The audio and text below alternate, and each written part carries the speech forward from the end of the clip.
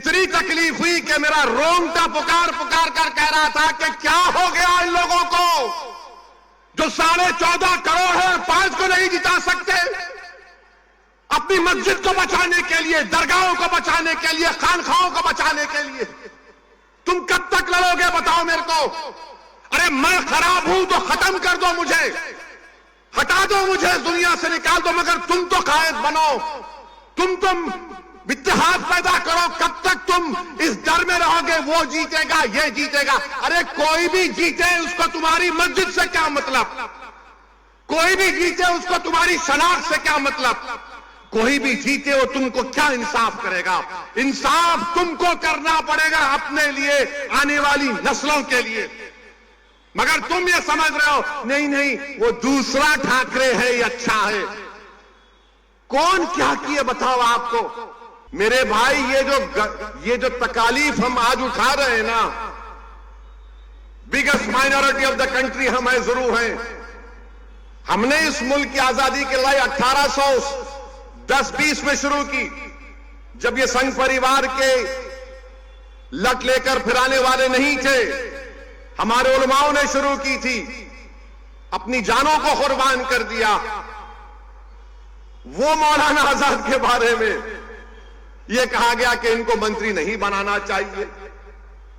आप सोचिए, ये मैं इसलिए बता रहा हूं कि लोग मजलिस को गाली देते, असदुद्दीन ओवैसी पर इल्जाम लगाते। एक एक बात सच कह रहा हूं, अगर कोई इनकार करेगा तो वक्त बताओ, मैं आता हूं डॉक्यूमेंट्स लेके, तुम सामने नहीं बैठ पाओगे। मुझे गुस्सा इसलिए आता है, मुझे तकलीफ इसलिए होती है, मेरी जबान को लोग बोलते हैं बड़ा कड़वा बोलता। अरे कड़वा नहीं, सच्चाई को बयान कर रहा हूं। आज सब बोल रहे मौलाना आजाद ऐसे थे, मौलाना आजाद वैसे थे। मौलाना आजाद को कहा गया कि आप जाकर रामपुर में इलेक्शन लड़ो। मौलाना आजाद ने कहा मैं नहीं लड़ूंगा रामपुर में जाकर। तो लोगों ने कहा जाइए आप। उन्होंने कहा क्यों, वहां ज्यादा मुसलमान है, आप जीत जाएंगे। ये पहला इलेक्शन पार्लियामेंट का, हम 2024 में यही हाल है नहीं, ये बताओ मेरे को आप, यही हाल है, कुछ नहीं बदला। जहां पर मुस्लिम अकलियत की एम्पावरमेंट की बात आएगी, और उस जमाने के जो हमारे बड़े बड़े लोग थे, अल्लाह उनको उनकी मग़फ़िरत करे, वो लोग क्या बोलते थे, नहीं नहीं छोड़ो, सियासत छोड़ो, लीडरशिप की बात मत करो, हमारी तहजीब की हिफाजत होना चाहिए।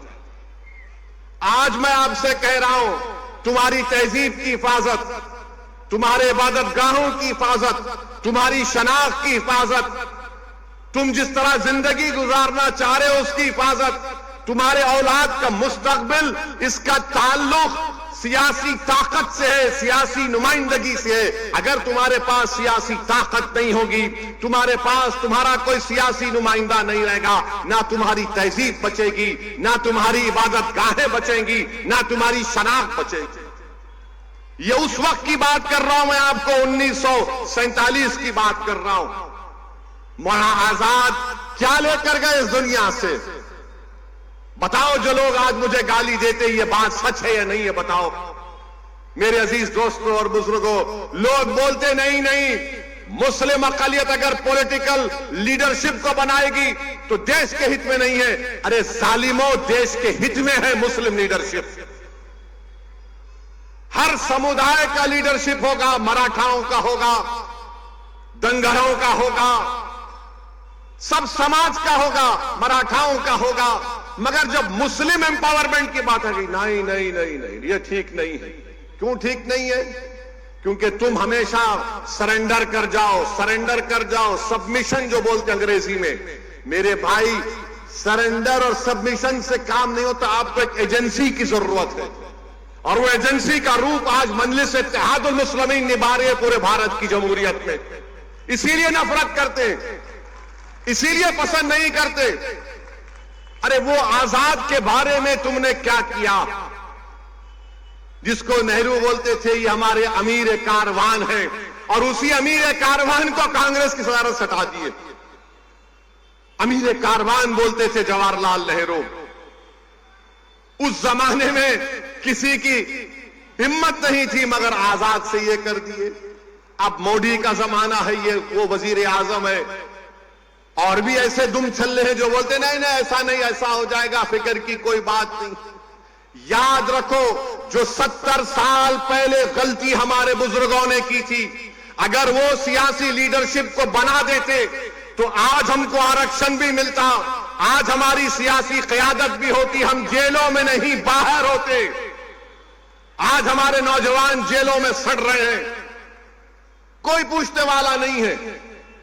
मेरे अजीज दोस्तों और बुजुर्गों, ये पैगाम मैं आपको आज देना चाह रहा था, मौलाना आजाद की यौम पैदाइश को सामने रखकर।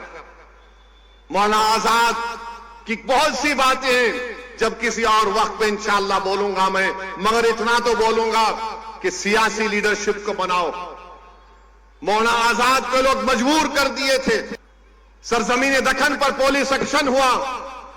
पंडित सुंदरलाल की रिपोर्ट है, नेहरू लाइब्रेरी में जाकर पढ़िए। सुंदरलाल ने लिखा कि हैदराबाद में जो पुलिस एक्शन हुआ तो 40,000 से ज्यादा लोगों का कत्लेआम हुआ, और यही कांग्रेस पार्टी ने मौलाना आजाद को मजबूर कर दिया बोलने के लिए, हां ये तो एक्शन का रिएक्शन है।